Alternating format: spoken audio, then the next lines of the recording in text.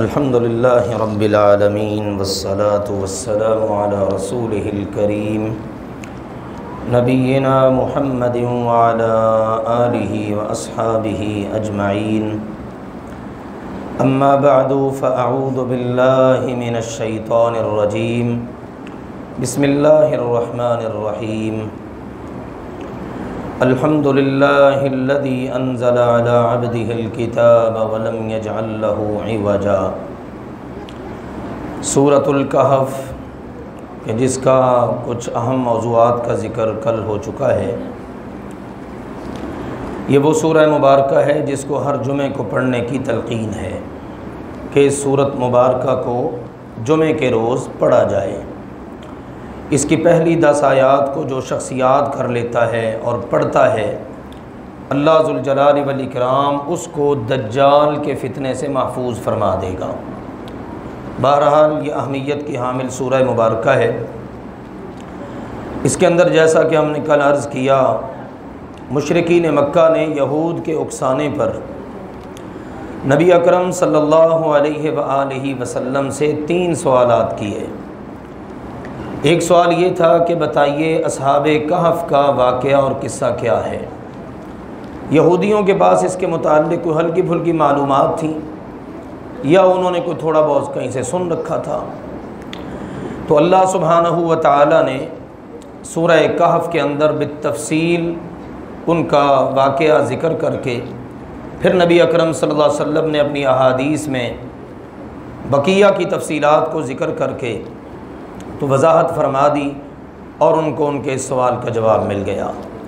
دوسرا سوال سیدنا موسیٰ اور سیدنا خضر علیہم السلام کے متعلق تھا، اور تیسرا سوال ذوالقرنین کے متعلق تھا۔ تو ان کے جوابات ان واقعات کو بیان کر کے اللہ سبحانہ و تعالی نے ارشاد فرما دیے۔ جو اصحاب کہف کا معاملہ ہے، کہف کہتے ہیں غار کو۔ یہ چند نوجوان تھے، اللہ سبحانہ و تعالی کی توحید کو تسلیم کر لیا، مسلمان ہو گئے۔ تو اب ان کی قوم اور وقت کا بادشاہ ان کے دشمن بن گئے، اور حالات اور واقعات سے یہ معلوم ہوتا ہے کہ یہ کوئی غریب غربا اس قسم کے لوگ نہ تھے، بلکہ اچھی فیملیوں سے تعلق رکھنے والے تھے، امیروں کے بچے، وزراء کے بچے، اس قسم کے لوگ۔ کیونکہ جس وقت ان کو اللہ سبحانہ و تعالی نے 309 سال کے بعد بیدار کیا نا، تو انہوں نے اپنا بندہ بھیجا کہ جاؤ بھائی بازار سے کوئی کھانے پینے کو لے آؤ، بھوک لگ رہی ہے، اور اس کو نصیحت کی کہ صاف ستھرا بہترین قسم کا اچھا کھانا لے کر آنا، یعنی ایسے ہی کسی ہلکے پھلکے ہوٹل سے نہ لے آنا، بلکہ کسی اچھی جگہ سے لے کر آنا۔ یہ اس بات کی نشاندہی کرتی ہے بات کہ یہ لوگ اچھے خاندانوں سے تعلق رکھنے والے تھے۔ بہرحال اللہ سبحانہ و تعالیٰ کی قدرت کے انہوں نے جب اپنی قوم کے سامنے اور بادشاہ کے سامنے اس بات کا اظہار کیا کہ ہم تو مسلمان ہیں اور اللہ ذوالجلال والاکرام ہمارا رب ہے، تو وقت کا بادشاہ اور قوم ان کی دشمن بن گئے۔ تو اب یہ ڈرتے ہوئے خوف زدہ ہو کر انہوں نے ایک غار میں جا پناہ لی۔ اللہ تعالیٰ نے فرمایا اذ اوی الفتیۃ الی الکہف، جس وقت انہوں نے جا کے غار میں پناہ لی تو انہوں نے اللہ سبحانہ و تعالیٰ سے دعا اور التجا کی، یا اللہ ہمارے معاملے میں ہماری رہنمائی فرما، ہماری حفاظت فرما، ہم نے تجھ پر عقیدہ رکھا ہے، تجھے اپنا رب مانا ہے، اب اگلے معاملات تو نے کرنے ہیں۔ تو اللہ نے کہا فضربنا علی آذانہم فی الکہف، تو ہم نے ان کو غار کے اندر سلا دیا، ان پر نیند طاری کر دی۔ اب وہ سو گئے ہیں غار کے اندر، اور ایک کتے کی اللہ سبحانہ و تعالیٰ نے ڈیوٹی لگا دی کہ وہ اپنے ہاتھ یعنی اگلی دونوں ٹانگیں پھیلا کے اب وہ غار کے آگے بیٹھا ہوا ہے۔ اب جو بندہ جاتا ہے سب سے پہلے تو کتے کو دیکھ کر خوف زدہ ہو جاتا ہے، اور اگر کسی کی نظر اندر پڑ ہی جائے تو اس پر ایسی دہشت طاری ہوتی، خوف طاری ہوتا کہ وہ الٹے قدموں پیچھے بھاگ پڑتا۔ اللہ سبحانہ و تعالیٰ نے ان تک کسی کو رسائی ہی نہ دی۔ اب وہ اندر لیٹے ہوئے ہیں، سورج طلوع ہوتا ہے صبح کو، اللہ سبحانہ و تعالیٰ کی طرف سے حکم ہے سورج کے نام کہ اندر میرے ولی سو رہے ہیں، لہٰذا ان پر تیری تپش دینے والی کرنیں نہ پڑیں۔ سورج کترا کر نکل جاتا، وَتَرَى الشَّمْسَ إِذَا طَلَعَتْ تَزَاوَرُ عَنْ كَهْفِهِمْ ذَاتَ الْيَمِينِ، دائیں طرف سے کترا کر نکل جاتا۔ جب غروب ہونے کا وقت ہوتا تب بھی سورج اسی انداز کے اندر، تاکہ کسی طرف سے ان پر کسی قسم کی کوئی تپش، کوئی تکلیف، ان کو غار کے اندر کوئی گرمی محسوس نہ ہو، یوں اندر سوئے رہے۔ آخر کار اللہ سبحانہ و تعالیٰ نے تقریباً 309 یعنی 3 صدیاں گزرنے کے بعد اللہ نے ان کو اٹھا دیا۔ اور یہ خوبصورت کرامت تھی، چونکہ اللہ کے ولی تھے۔ کرامت کا تعلق ولی کے ساتھ ہوتا ہے اور معجزے کا تعلق نبی کے ساتھ ہوتا ہے۔ لیجیے بیدار ہوئے نا تو اب ایک دوسرے سے پوچھتے ہیں، جس وقت یہ غار میں داخل ہوئے تھے تو صبح کا وقت تھا، اللہ کی قدرت۔ اب جب یہ بیدار ہوئے تو یہ شام کا وقت تھا۔ ایک دوسرے سے پوچھتے ہیں ہم کتنی دیر رہے ہیں؟ ایک نے کہا یار لگتا ہے 1 دن رہے ہیں۔ دوسرا بولا کہ نہیں لگتا ہے ہم دن کا کچھ حصہ ہی رہے ہیں، صبح آئے تھے اور شام کو اٹھ رہے ہیں۔ پھر کہنے لگے یار اللہ کو ہی پتہ ہے ہم کتنی دیر یہاں پر رکے ہیں۔ چلو بہرحال بھوک لگ رہی ہے، اپنے ایک ساتھی کو کہا کہ یہ جو ہمارے پاس اس وقت کی 300 سال پہلے کی جو کرنسی تھی نا، یہ چاندی کے جو ورق ہیں یہ لے کے جاؤ اور بازار میں چلے جاؤ، لیکن بات یہ ہے کسی کو تم نے کانوں کان خبر نہیں ہونے دینی۔ قوم ہماری پہلے دشمن ہے، وقت کا بادشاہ دشمن ہے، ہم یہاں پر پناہ لیے ہوئے ہیں، تم نے کسی کو بتانا نہیں ہے، اور جس سے بھی بات کرو نرمی سے بات کرنی ہے، اور کھانا ذرا بہترین اچھی جگہ سے لے کر آنا۔ لیجئے وہ بندہ گیا اپنا ایک ساتھی، اور جناب جس وقت ڈھونڈتے ڈھونڈتے وہ پہنچا، پہلے تو منظر ہی دیکھ رہا ہے کہ حالات ہی بدلے ہوئے ہیں۔ ہم جب صبح آئے تھے تو جناب ہم تو کسی اور حالت میں قوم کو چھوڑ کر آئے تھے، گھر ہمارے کیسے تھے، لوگوں کا رہن سہن کیسا تھا۔ اب 300 سال کے بعد قوم کا رہن سہن ہی بدل گیا۔ وہ حیران ششدر، بہرحال ایک دکان پہ گیا، جا کر اس نے وہ کرنسی پیش کی، کھانا طلب کیا، دکاندار نے دیکھا تو ایک دم سے حیران ہو گیا۔ اس نے کہا یہ کرنسی؟ اس نے ساتھ والے دکاندار کو بلایا، مختلف دکاندار جمع ہو گئے، تو اس نوجوان نے پھر ذکر کر دیا کہ جو بادشاہ اور یہ قوم، بادشاہ کا نام ذکر کیا، وہ ایک دم حیران ہو گیا کہ یہ تو صدیوں پہلے کی بات ہے۔ لیجئے جھگڑا ہوا، بات چیت ہوئی، شور و غل ہوا، اور سارا کیس چلا گیا بادشاہ کے پاس۔ اب بادشاہ اور لوگوں کا ہجوم سارے اکٹھے ہو کر غار پر پہنچ گئے اس نوجوان کو لے کر۔ جب غار پر پہنچے تو نوجوان، اللہ کی قدرت ہے کہ وہ نوجوان اندر داخل ہوا۔ جیسے ہی وہ اندر داخل ہوا وہ سارے نوجوان لیٹ گئے، اللہ نے ان سب کی روح کو دوبارہ سے قبض کر لیا، اور وہ ہمیشہ کے لیے اللہ کے پاس چلے گئے۔ تو یہ واقعہ اللہ سبحانہ و تعالیٰ نے ذکر۔ اب جب یہ لوگ پہنچے نا وہاں پر تو انہوں نے دیکھا کہ یہ بڑے اچھے لوگ ہیں، یہ بڑے نیک لوگ ہیں، تو انہوں نے منصوبہ بنایا کہ ہم نے ان کے اوپر یادگار کے طور پر ہم نے مسجد بنا دینی ہے، اور یہیں سے ہمیشہ سے شرک کا آغاز ہوا ہے۔ آج بھی آپ دیکھ لیجئے جتنے مزارات ہیں، قبے ہیں، آستانے ہیں، وہاں پر مساجد بنتی ہیں۔ نبی اکرم صلی اللہ علیہ وسلم نے لعنت فرمائی یہودیوں عیسائیوں پر کہ لعن اللہ الیہود والنصارى، اللہ یہودیوں اور عیسائیوں پر لعنت فرمائے کہ اتخذوا قبور انبیائہم ومصالحیہم مساجدا، کہ انہوں نے اپنے نبیوں اور نیک لوگوں کی قبروں کو مسجدیں بنا لیا۔ بہرحال یہ ان کا اپنا منصوبہ تھا۔ تو ادھر یہ ہے کہ اللہ تعالیٰ نے فرمایا اب یہ سارا واقعہ ذکر ہونے کے بعد اگلی بات یہ ہے، ممکن ہے لوگ طرح طرح کے تبصرے کریں، فضول کی باتوں میں پڑیں، علاقہ کون سا تھا، بادشاہ کون سا تھا، قوم کیا تھی، ان نوجوانوں کی تعداد کیا تھی، اس قسم کی فضول باتوں کے اندر ایک بات کو اللہ نے ذکر کیا ہے، ممکن ہے سیقولون ثلاثۃ رابعہم کلبہم، بعض لوگ کہیں گے وہ نوجوان 3 تھے، چوتھا ان کا کتا تھا، بعض کہیں گے نہیں 5 تھے، چھٹا ان کا کتا تھا، مختلف قسم کی باتوں کی لوگ ذکر کریں گے، حالانکہ اللہ ذوالجلال والاکرام کو ہی ان کے بارے میں حقیقت حال معلوم ہے۔ تو حقائق اور دلائل سے پتہ ہی چلتا ہے، خمسۃ سادسہم کلبہم رجما بالغیب ویقولون سبعۃ وثامنہم کلبہم قل ربی اعلم بعدتہم ما یعلمہم الا قلیل۔ یہ جو تیسری اور آخری بات ہے کہ 7 وہ نوجوان تھے، 8واں ان کا کتا تھا، یہاں پر اللہ سبحانہ و تعالیٰ نے فرما دیا ان کی تعداد کو بہت کم لوگ جانتے ہیں، اصل تعداد اور گنتی کا علم اللہ کو ہے۔ اس لیے مفسرین فرماتے ہیں یہ والی بات ذرا زیادہ بہتر معلوم ہوتی ہے کہ 7 وہ نوجوان تھے، 8واں ان کا کتا تھا۔ باقی بات کل ذکر ہوئی تھی کہ جب یہ سوالات ہوئے تو نبی اکرم صلی اللہ علیہ وسلم نے کہا تھا میں اس کا جواب کل دوں گا، لیکن آپ انشاءاللہ کہنا بھول گئے۔ تو وہی کئی روز تک بند رہی۔ پھر جب وہی آئی تو اللہ نے کہا میرے پیغمبر آئندہ کوئی بھی بات آپ کریں نا تو اس کے جواب میں کہیں نا یہ کل میں کروں گا، ساتھ یہ ضرور کہنا ہے انشاءاللہ۔ ہاں اگر آپ کبھی بھول جائیں تو آپ نے اللہ ذوالجلال والاکرام کا ذکر کرنا ہے۔ پھر ساتھ میں یہ بات نصیحت فرما دی کہ مشرکین مکہ یہ اپنے آپ کو بڑا سمجھتے ہیں، مالدار اور نہ جانے کیا کچھ، اگلے واقعات بھی آ رہے ہیں، اس واقعہ سے بھی سبق حاصل کریں۔ یہ بھی امیر زادے تھے، ان کے باپ دادا بھی بڑے امیر کبیر تھے اور جاہ و حشم کے مالک تھے، لیکن یہ لوگ اللہ سبحانہ و تعالیٰ پر ایمان لے آئے اور دیکھیے ان کے ذریعے اللہ تعالیٰ نے کتنی بڑی کرامت کر دکھائی۔ اور مشرکین مکہ کہتے ہیں یہ جو کمزور لوگ ہیں نا آپ کے ارد گرد بیٹھنے والے، بلال، سلمان وغیرہ، ان کو سائڈ پہ کریں تو پھر ہم آپ کی بات مانیں گے۔ فرمایا میرے پیغمبر آپ نے کبھی ایسا نہیں کرنا، بلکہ جو لوگ مجھے پکارنے والے، مجھے اپنا رب ماننے والے ہیں، آپ نے ان کو اپنے ساتھ جوڑے رکھنا ہے اور آپ نے اپنے آپ کو ان کے ساتھ جوڑے رکھنا ہے۔ جو لوگ ایمان والے، نیک عمل کرنے والے، اللہ نے ان کے لیے بہترین ٹھکانے تیار کیے ہیں، جنتیں ہیں جن میں وہ داخل ہوں گے، وہاں پر انہیں کنگن پہنائے جائیں گے، سونے کے زیورات پہنائے جائیں گے اور ریشمی لباس پہنائے جائیں گے۔ کتنا اچھا ٹھکانہ ہے، اللہ ہم سب کا یہی نصیب بنائے۔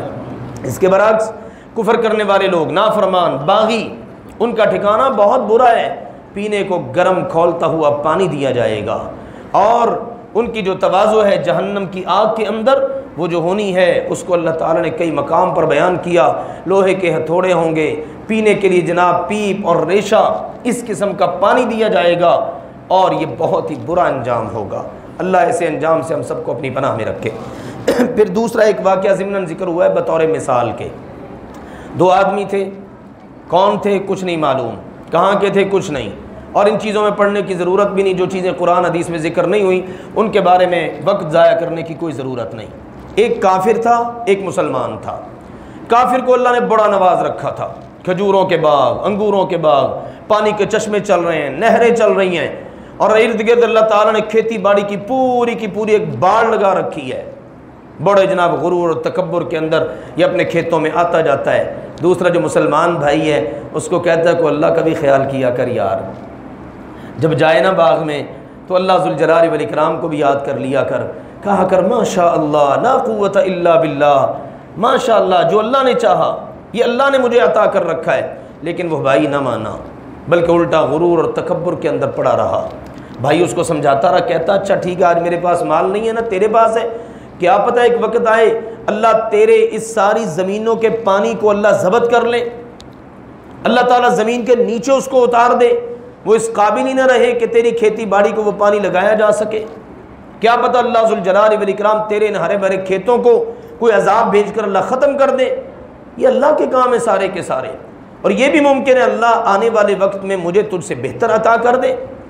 لیکن اس ساری نصیحت کا بھائی کے دماغ پر کوئی اثر نہ ہوا۔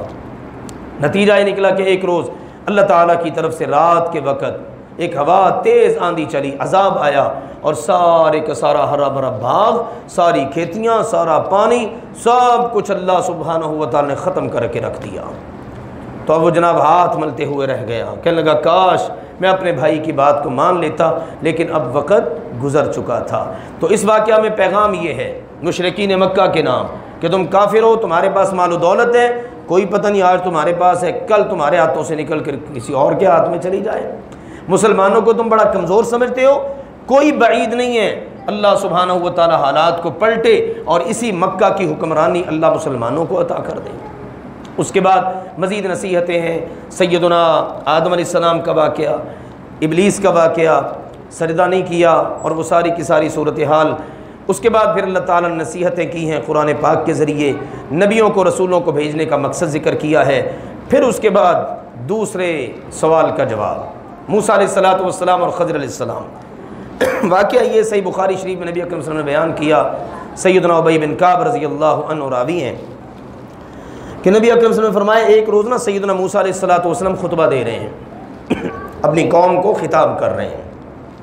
ایک بندے نے اٹھ کر پوچھ لیا، موسیٰ علیہ السلام جی بڑی پیاری آپ گفتگو کرتے ہیں، اللہ نے بڑا علم آپ کو دیا ہے، آپ یہ بتائیے کہ دنیا میں آپ سے بڑا عالم بھی ہے؟ تو موسیٰ علیہ السلام نے فرما دیا کہ نہیں، مجھ سے بڑا عالم کوئی نہیں۔ نبی صلی اللہ علیہ وسلم نے فرمایا کہ انہوں نے اپنی اس بات کو اللہ پر نہیں چھوڑا. یہ کہہ دینا چاہیے کہ اللہ بہتر جانتا ہے. ڈائریکٹ ہی فرما دیا کہ مجھ سے بڑا عالم کوئی نہیں. اللہ تعالیٰ کو یہ بات ناپسند آئی. فرمایا موسیٰ جی 2 دریاؤں کے ملنے کی جگہ پر ہمارا ایک بندہ ہے, آپ ذرا سفر کیجیے اور اس سے ملیے, وہ آپ سے بھی بڑا عالم ہے. چنانچہ سیدنا موسیٰ علیہ السلام نے تیاری کی. جب ان کو پتہ چلا پھر شوق بھی پیدا ہوا کہ یا اللہ میں ان سے ملنا چاہتا ہوں, ان سے علم حاصل کرنا چاہتا ہوں. چنانچہ سیدنا موسیٰ علیہ السلام نے اپنے ساتھ اپنے نوجوان یوشع بن نون کو لیا, جن کو بعد میں اللہ سبحانہ و تعالیٰ نے حکمت و دانائی اور سلطنت ان ساری چیزوں سے نوازا. خیر اب 2 افراد پر مشتمل یہ سفر شروع ہوا. ساتھ میں انہوں نے مکتل, یہ کھجور سے بنا ہوئے ایک ٹوکری ہوتی ہے بڑی نرم و نازک سی, اس کے اندر ایک مچھلی رکھ لی. اللہ تعالیٰ نے فرمایا لے کر چلو 2 دریاؤں کے ملنے کے مقام پر, جہاں پر یہ مچھلی آپ کی اس ٹوکری سے نکل کر ان دریاؤں میں داخل ہو جائے گی, بس وہ مقام ہے, وہاں پر آپ کو ہمارا بندہ خضر ملے گا. لیجیے سفر شروع ہوا. جب اس مقام پر پہنچے نا تو اس مقام پر پہنچنے تک دونوں افراد کو بھوک نہیں لگی, نیند آ گئی, سو گئے. لیکن اس مقام پر وہ جو مچھلی تھی نا, اللہ کے حکم کے مطابق, اللہ کی قدرت کے مطابق وہ ٹوکری میں سے نکل کرنا پانی میں داخل ہو گئی, اور اس انداز میں داخل ہوئی کہ اللہ نے پانی میں ایک سرنگ ٹائپ بنا دی, اور اوپر سے اللہ کی قدرت کے پانی دریا کا چل رہا تھا. جہاں پر یہ داخل ہوئی تھی نا, اللہ نے وہاں سے پانی روک دیا. اب پانی دائیں بائیں سے گزر رہا ہے لیکن وہاں سے نہیں گزر رہا. موسیٰ علیہ السلام کی آنکھ کھلی, بیدار ہوئے, اور اس کے بعد تیاری کی, سفر شروع ہو گیا. یوشع بن نون ان کو یاد ہی نہ رہا, انہوں نے دیکھ لیا تھا, موسیٰ علیہ السلام کو اٹھایا نہیں, سو رہے ہیں. جب وہ اٹھے نا تو اب تیاری شروع ہو گئی, اگلا سفر شروع ہو گیا. وہ دن پورے کا پورا سفر کیا جو باقی دن بچتا تھا, اور اگلی پوری رات سفر کیا. جب صبح ہوئی نا تو موسیٰ علیہ السلام کہتے ہیں یوشع بھوک لگ رہی ہے, کھانا تو لاؤ یار. تو ہو جناب موسیٰ جی معذرت, شیطان نے مجھے بھلا ہی دیا. وہ جہاں ہم نے سٹے نہیں کیا تھا, آرام کیا, آپ بھی سو گئے, میں نے بھی کچھ دیر ریسٹ کی. میں نے اپنی آنکھوں سے منظر دیکھا کہ مچھلی جناب ہماری ٹوکری میں سے نکل کر پانی میں داخل ہو گئی. موسیٰ علیہ السلام فرمانے کہ اللہ کے بندے وہی تو مقام تھا جس کی ہم تلاش میں تھے. کتنا سفر ہو گیا بعد میں, تقریباً آدھے دن کا اور پوری ایک رات کا, کافی طویل سفر طے کر لیا. اس سے اب معلوم کیا ہوتا ہے, بہت سارے بہرحال خیر ملتے جلتے واقعات ہیں, اسباق ہیں, اگر اس طرف ہم جائیں تو بہرحال کافی وقت درکار ہے. تو چنانچہ موسیٰ علیہ السلام کو غیب کا علم نہیں ہے, حالانکہ اللہ کے ولی ہیں, کوئی پتہ نہیں ہے. آگے کا لمبا چوڑا سفر کر لیا. اگر پتہ ہوتا کہ یہی وہ مقام ہے تو اتنے سارے نہ انتظامات کرنے کی ضرورت تھی, نہ اس مقام سے آگے نکلنے کی ضرورت تھی. بہرحال اللہ تعالیٰ نے فرمایا انہی قدموں پر واپس پلٹ آئے. پاؤں کے نشانات تو لگتے چلے جا رہے تھے نا. دریائی علاقہ جو ہوتا ہے پانی کے قریب کا, وہاں پر جب بندہ سفر کرتا ہے تو ریت کے اندر باقاعدہ قدموں کے نشانات بن جاتے ہیں. تو وہ کوئی ایسی گزرگاہ بھی نہیں کہ جہاں سے دوسرے لوگ بھی گزرتے ہوں. تب موسیٰ علیہ السلام اپنے نوجوان کے ساتھ وہاں پر واپس آئے. جب وہاں پر اب واپس پلٹے نا تو اللہ کی قدرت, پہلے تو وہاں پر کوئی بندہ نہیں تھا, اب جب آئے نا تو ایک بندہ ہے چادر اوڑھ کر لیٹا ہوا ہے. موسیٰ علیہ السلام وہاں پر پہنچے تو پہنچ کے کہا السلام علیکم. چادر لے کر لیٹا وہ بندہ بولے اس سرزمین پر سلام, یہاں پر تو کبھی کسی نے سلام کیا ہی نہیں, کون ہو تم سلام کرنے والے؟ کہا جی میں موسیٰ ہوں. کہا موسیٰ, بنی اسرائیل والے موسیٰ؟ جی بالکل بنی اسرائیل کا موسیٰ. اہلاً و سہلاً, ویلکم جناب, خوش آمدید, جی آیا نو. آپ کا آنا کیسے ہوا؟ اٹھ بیٹھے, ویلکم کیا, بات چیت ہوئی. کہا آپ کے پاس اللہ سبحانہ و تعالیٰ کی طرف سے علم ہے, میں آپ سے وہ علم حاصل کرنے کے لیے آیا ہوں. کہا جناب موسیٰ جی کیسی بات کرتے ہیں, جو علم اللہ نے آپ کو دیا ہے وہ میرے پاس نہیں ہے, آپ کو مبارک ہو, اور جو علم میرے پاس ہے نا وہ آپ کے پاس نہیں ہے. آپ رہنے دیجئے ان باتوں کو, اللہ تعالیٰ کا شکر ادا کیجیے جو اللہ نے آپ کو علم عطا کیا ہے. لیکن موسیٰ علیہ السلام کا اصرار بڑھا. انہوں نے کہا دیکھیے اگر آپ نے میرے ساتھ رہنا ہے, یہ علم حاصل کرنا ہے, تو پھر آپ کو بڑا صبر کرنا پڑے گا, اور وہ صبر آپ کر نہیں سکتے. کہا نہیں میں صبر کر لوں گا۔ فرمایا کہ چلیں ٹھیک ہے دیکھ لیتے ہیں۔ چنانچہ سیدنا خضر سیدنا موسیٰ علیہ السلام کو لے کر چل پڑے، دریا کے کنارے پر پہنچے، سفر شروع کیا۔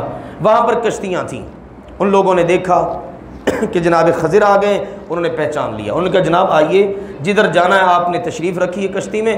انہوں نے اجرت لینا بھی گوارا نہ کی، آپ سے کرایہ نہیں لینا، خضر علیہ السلام کو پہچان لیا۔ یہ ان کی نیکی تھی خضر علیہ السلام کے ساتھ، اور ساتھ میں دیکھا کہ مہمان ہے، کشتی میں سوار ہو گئے۔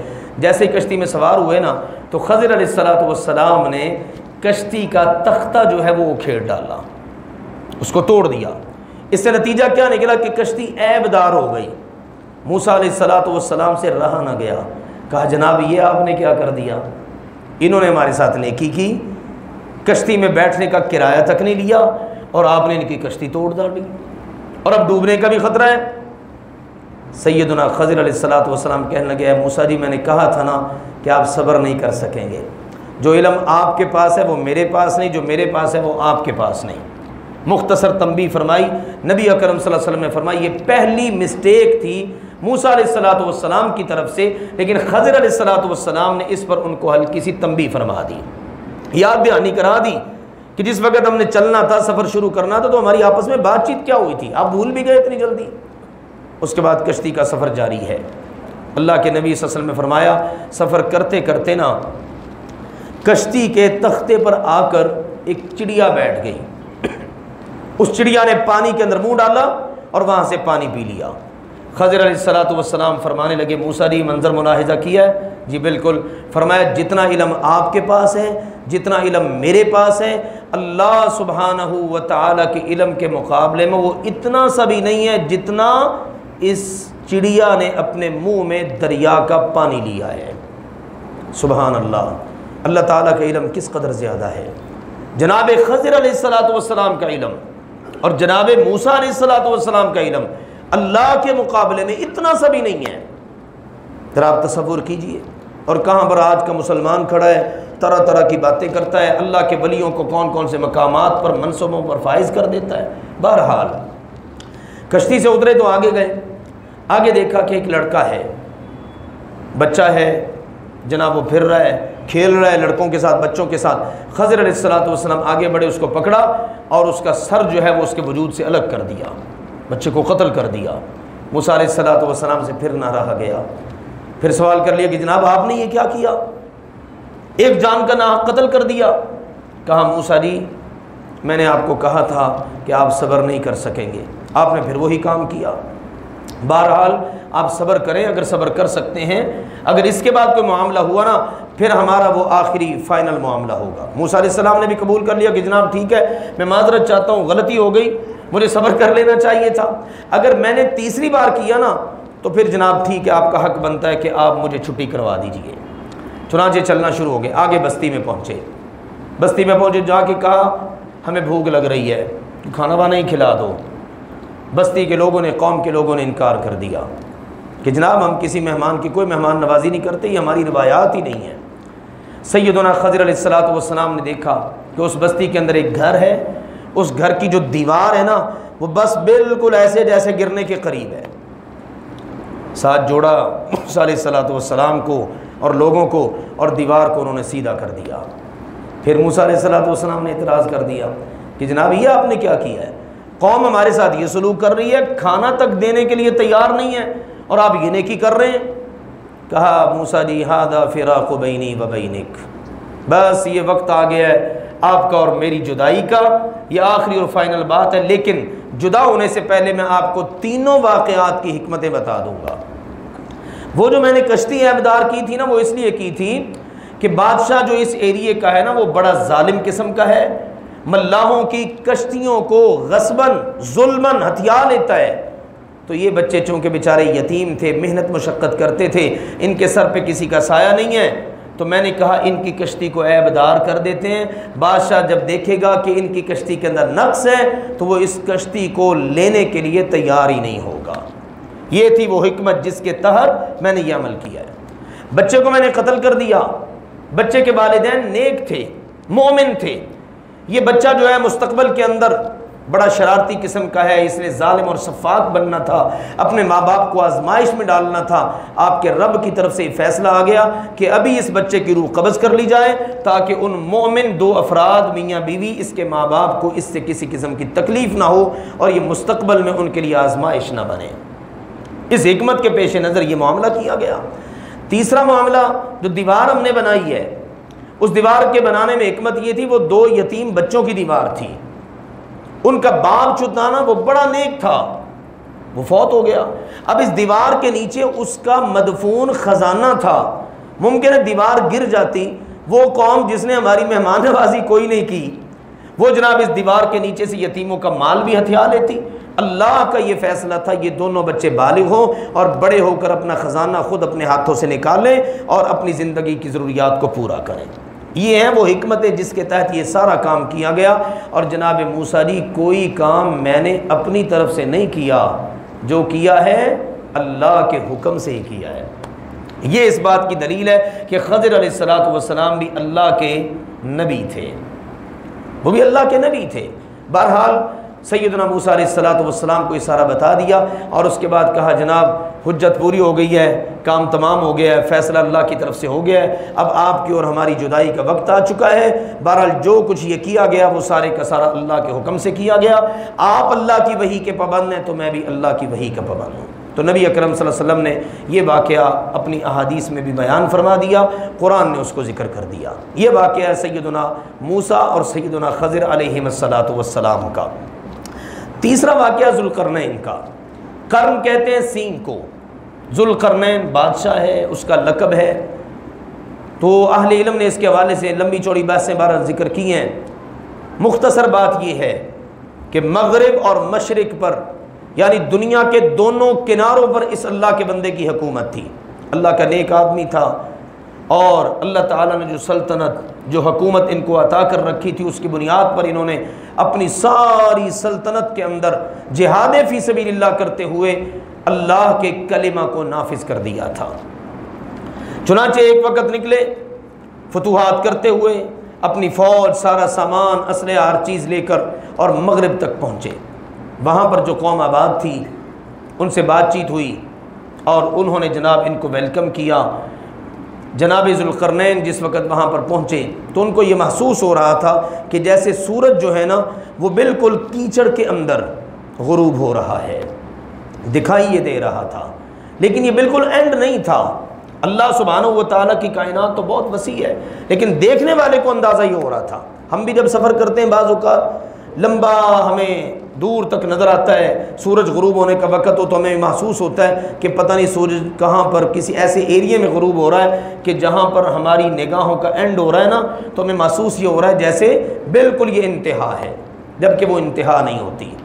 اللہ کے نبی علیہ السلام نے فرمایا سورج جب غروب ہوتا ہے نا تو وہ اللہ کے عرش کے نیچے سجدہ ریز ہو جاتا ہے اور اگلے دن کے لیے اجازت مانگتا ہے کہ یا اللہ میں طلوع ہو جاؤں۔ اجازت ملتی ہے تو طلوع ہوتا ہے، ایک وقت آئے گا وہ اجازت مانگے گا، اجازت نہیں ملے گی، رات لمبی ہو جائے گی، لوگ سو سو کر تھک جائیں گے، اٹھیں گے بازاروں میں آئیں گے، بات چیت کریں گے، یار کیا بات ہے سورج ہی طلوع نہیں ہو رہا، سورج طلوع کیوں نہیں ہو رہا؟ اس کو اللہ کی طرف سے اجازت نہیں مل رہی، وہ سجدہ کر رہا ہے، اجازت مانگ رہا ہے، اجازت ہی نہیں مل رہی، رات لمبی ہو جائے گی، اتنی طویل کہ آخر لوگ تھک ہار جائیں گے، سورج کو اجازت نہیں ملے گی کہ وہ مشرق سے طلوع ہو، جب اجازت ملے گی تو اس بات کی کہ وہ مغرب سے طلوع ہو جائے، جدھر سے آیا ادھر ہی واپس پلٹ جائے۔ چنانچہ جس وقت سورج مغرب سے طلوع ہوگا تو اللہ کے نبی صلی اللہ علیہ وسلم نے فرمایا یہ قیامت کی بہت بڑی نشانی پوری ہو جائے گی۔ لوگ تو انتظار کر رہے ہوں گے کہ جناب دن نکلنا ہے، مشرق سے سورج نے طلوع ہونا ہے، لیکن یہ الٹ کام ہو گیا، روشنی کدھر سے آنی شروع ہو گئی، اب لوگ بھاگیں گے، بے ایمان ایمان لائیں گے، بے نماز نماز کی طرف بھاگیں گے، نیکی جنہوں نے نیکی ہوگی وہ نیکیاں کرنے کی طرف۔ لیکن اللہ کے نبی صلی اللہ علیہ وسلم نے فرمایا اب ہر چیز کا دروازہ بند ہو چکا ہوگا، اب ایمان لانے والے کو ایمان فائدہ نہیں دے گا، نیکیاں کرنے والے کو نیکیاں فائدہ نہیں دیں گی، تو فرمایا اس سے پہلے جو کرنا ہے وہ کر لو۔ جناب خضر وہاں پہنچے تو وہاں پر پہنچے اللہ سبحانہ و تعالیٰ کی طرف سے پیغام آیا کہ جناب یہاں پر جو قوم آباد ہے آپ نے پورے عدل و انصاف کے ساتھ چلنا ہے۔